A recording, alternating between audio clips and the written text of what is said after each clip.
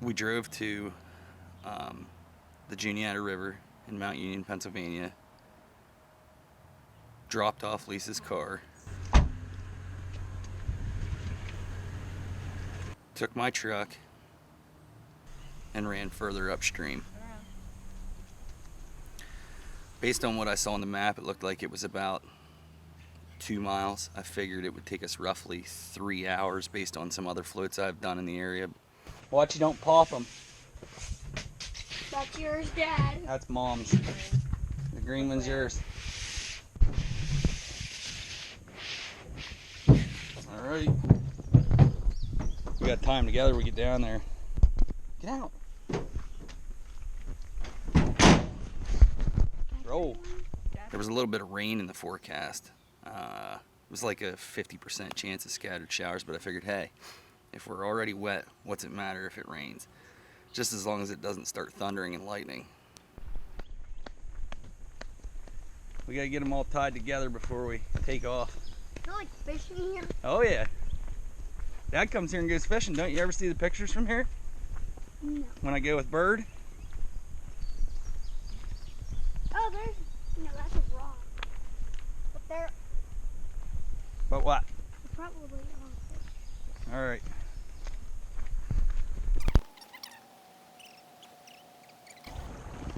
What do you think? All right.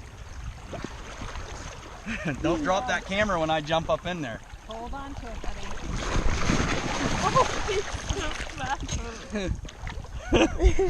You watched. You just came on. I did. All right. Rain, You're not.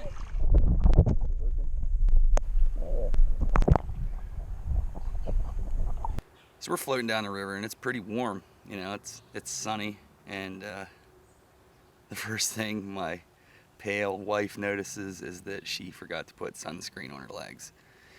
Carter and I didn't put sunscreen on our legs because we've been going to the pool all year, and we thought we were all right, but we found out when we got home just how burnt we got from not putting that sunscreen on our legs.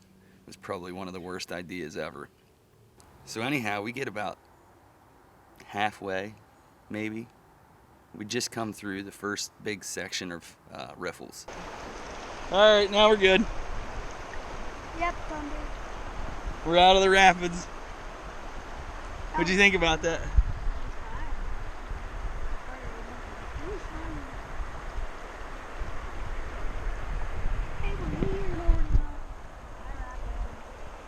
I want to go in those again.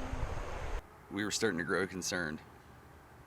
You could look out in the distance and see that there was rain. It was one of those situations where, like, if you look at a mountain in the far off distance and you can't see that mountain anymore, you know it's just pouring over there. So I was pretty sure it was raining, and I could hear a little bit of thunder, but we weren't seeing any lightning, so I didn't get too concerned right away.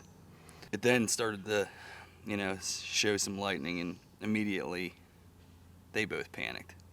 They're not used to being in the outdoors and getting stuck like that, where you can't get inside, get in a car, and get away from it. To me, it wasn't really too big of a deal. But what are the odds on your very first float trip that you get caught in a lightning storm and have to take shelter on the side of the river a good hour from where the car is? We had to pull over to the side because there was lightning, so these are the boys. Say hey. Carter acts like he's freezing to death. Whoever's camp landing we had to borrow, we're sorry, but we got a little detour. I don't care about the rain. A little bit of thunder though. Let that get by. Carter thinks he's gonna die. And we know he ain't gonna die. Yeah, we are. Don't touch that. You don't ever pick any kind of vines that grow up trees like that. Don't touch them. That's not poison, but poison grows up trees like that. It starts opening up, and we're taking cover under anything we can find. Trees, people's campers. Sorry to anybody we might offend by stopping and getting under your camper, but it was dumping. I normally wouldn't do that, but safety sometimes trumps the idea that you're stepping on private land. Again, not my first choice, but we did what we had to do. Man, this sucks. I think feels like it's slowing up. We were in the heart of it there like 2 minutes ago. Yeah, I think it's gonna quit. I was in favor of just staying put. Lisa wanted to walk, and I knew if we started walking, we were going to end up walking for at least an hour or more to get back to the car with these tubes. But I eventually reluctantly agreed to start walking some.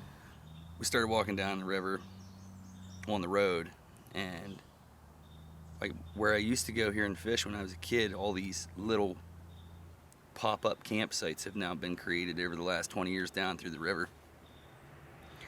And I wasn't sure how far that went. I should have known because I fished it quite a few times. You've seen the smallmouth video, same area.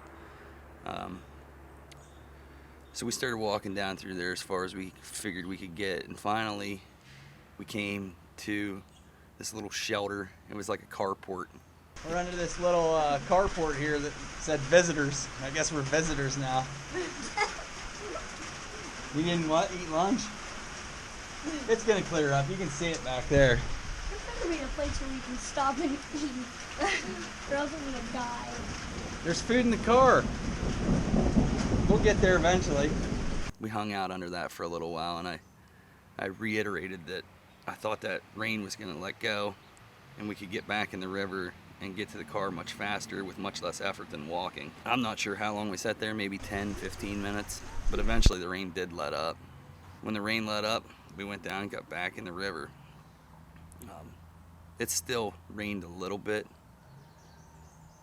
but there was no thunder and lightning anymore, and the skies looked pretty decent. So I felt comfortable getting back in the river. Yep. Paddle, Mom. Water is super warm. We still had about a half an hour float from the time we got back in the river, and that was pretty uneventful. We saw a blue heron. See the blue heron? We got to the bridge. That bridge is where we get out. Where's that blue heron? Is he over there still?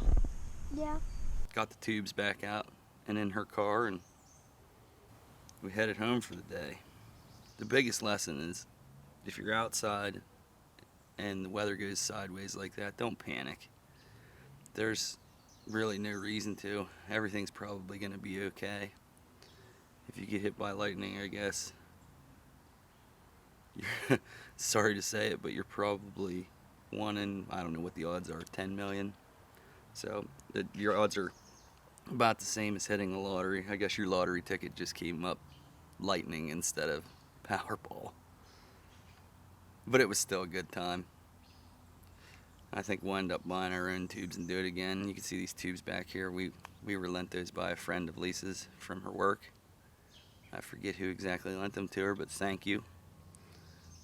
Made it so that the only cost we had on the trip was the gas to get there and back. So we burned up a good, I don't know, probably 5 hours in total, driving, floating. My estimate was about right on. If we would have had perfect weather, it would have been about 3 hours. I would say that's probably the upper limit for an 8-year-old kid, especially the first time they've ever done it. I'm thinking next summer maybe we will do a kayaking camping trip overnight. Baby steps.